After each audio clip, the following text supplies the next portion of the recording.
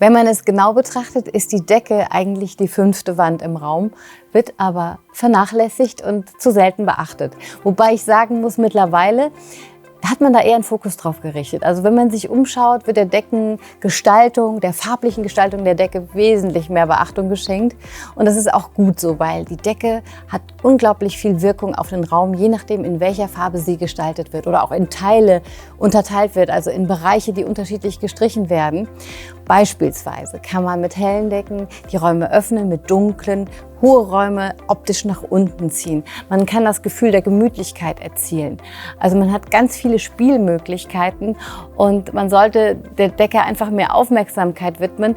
Man renoviert oft den Raum, streicht die Wände in einer neuen Farbe, aber die Decke wird entweder so belassen oder man streicht sie einfach nur weiß. Aber mit ein bisschen Farbe kann man unglaublich tolle Effekte erzielen.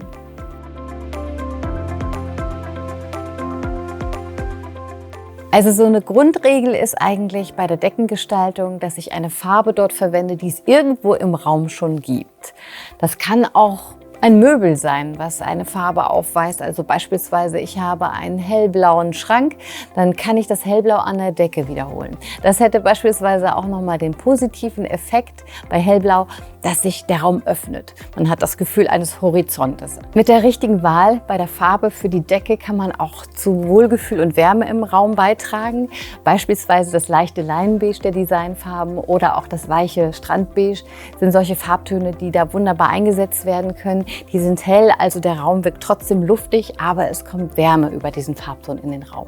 Wichtig ist auf jeden Fall immer, die Farbe, die an der Decke verwendet wird, nochmal zu wiederholen, entweder auf den Wänden oder bei Möbeln oder Accessoires.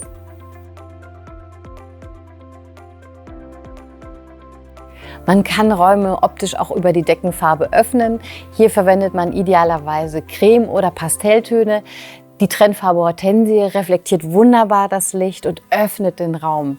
Um den Raum noch besser zu öffnen, verwendet man idealerweise kühle Blautöne, wie ein ewiges Lichtblau beispielsweise. Aber man kann auch Flieder benutzen, da ist ja auch immer noch ein hoher Blauanteil drin. Da haben wir das Gefühl, der Raum öffnet sich. Wir haben die Weite, der Horizont schwebt über uns. Und da ist es wichtig, dass wir auf jeden Fall, wenn wir die Decke farbig streichen, der hellere Farbton an der Decke ist und dann die Wände in einem dunkleren Farbton gestrichen werden. Also ein Weiß eignet sich jetzt beispielsweise nicht optimal, wenn wir die Decke dann Flieder streichen. Dann haben wir nicht mehr diesen Effekt. Also da eher dunklere Blautöne an den Wänden oder auch einen Komplementärkontrast wählen, das funktioniert super. Dunkle Decken sind ein riesen Trendthema. Ich würde auf jeden Fall dazu raten, immer nur dunkle Decken zu streichen, wenn ich auch entsprechend hohe Räume habe, ob klein oder groß. Große Räume, die hoch sind, wirken oft so unpersönlich und kalt. Und gerade mit einem dunklen Farbton, wie bei der Trendfarbe Riviera oder Luna, kann ich etwas sehr Anheimelndes, etwas, ja, was mich umschließt, erwirken. Also das ist wirklich nicht so, dass man sich dann erdrückt fühlt, sondern im Gegenteil, man hat einen guten Kontrast zu den hohen, hellen Wänden und fühlt sich so irgendwie, ja, gut aufgehoben.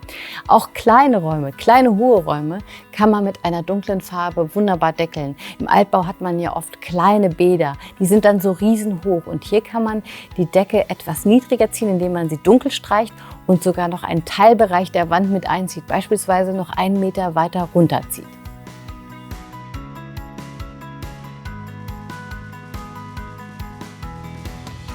Ich finde die monochrome Raumgestaltung super, weil damit Wände und Decke miteinander verschmelzen und eine wunderschöne Hülle ergeben. Es erfordert ein bisschen Mut, aber der Effekt belohnt, wie ich finde. Sehr schön sind auch hier Pastelltöne, wie beispielsweise Finca. Finca ist ein sehr warmer, heller Farbton, der den Raum öffnet. Und Jungle, ein kräftiger Grünton, der sorgt im Gegensatz dazu für sehr viel Intimität, strahlt aber auch sehr viel Eleganz aus. Also das erfordert schon ein bisschen mehr Mut, aber ich finde, wenn dann auch noch tolle grüne Accessoires in unterschiedlichen Nuancen im Raum auftauchen, kann das ganz, ganz wunderbar wirken.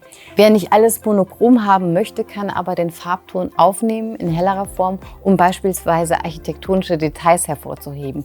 Zierleisten beispielsweise kann man dann etwas heller streichen und dann hat man eine bessere Rahmung des Raumes, kann ihn also besser fassen, ist nicht nur eine Hülle, sondern hat doch wieder mehr Ecken und Kanten, aber trotzdem hat man diesen monochromen Effekt. Oder man verwendet unterschiedliche Schattierungen eines Tons. Also benutzt nicht nur den Vollton, sondern nimmt andere Flächen, indem man sie aufhellt oder dunkler macht.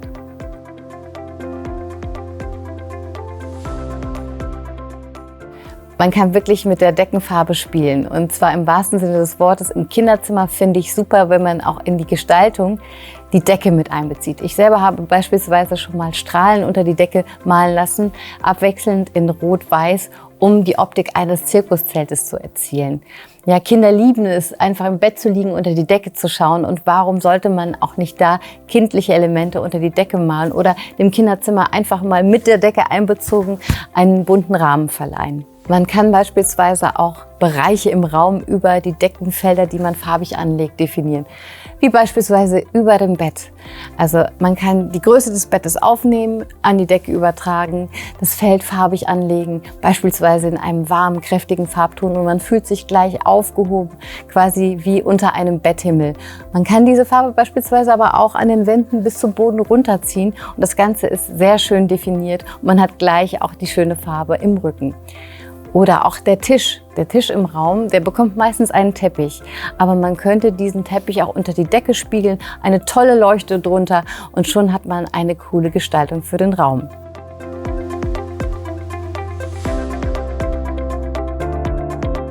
Schwarz. Schwarz ist ein Thema bei der Decke. Ich finde es gar nicht schlecht, aber man sollte so ein bisschen schauen, ja, was soll der Raum für eine Funktion haben. Schwarz ist auf keinen Fall kühl, sondern schafft Intimität, rückt die Decke nach unten, gerade bei hohen Räumen. Einfach mal ausprobieren. Ich kann nur sagen, schenkt der Decke mehr Beachtung, bezieht sie in eure Farbgestaltung mit ein. Man kann da tolle Effekte erzielen, wirklich den Fokus nach oben gerichtet. Habt Mut zur Gestaltung der 5. Wand.